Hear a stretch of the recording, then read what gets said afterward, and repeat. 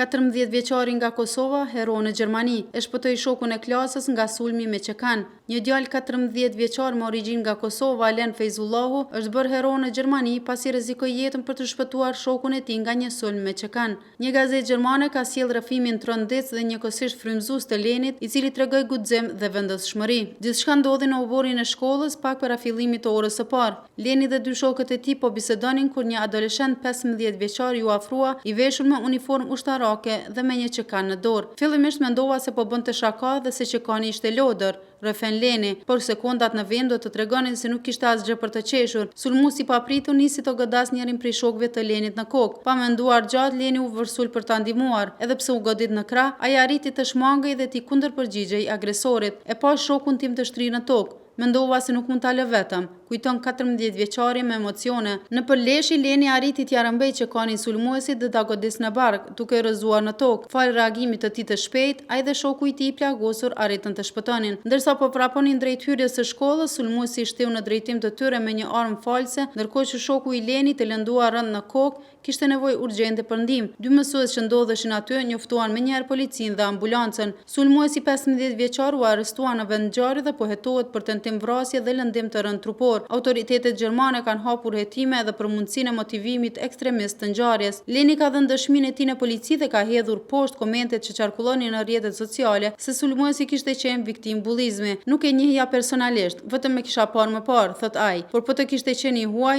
njerëzit do të flisnin ndryshe. Për veprimin e tij heroik, kryebashkiaku i Fribergut e ka ftuar Lenin në takim për ta falendëruar publikisht për guximin e treguar.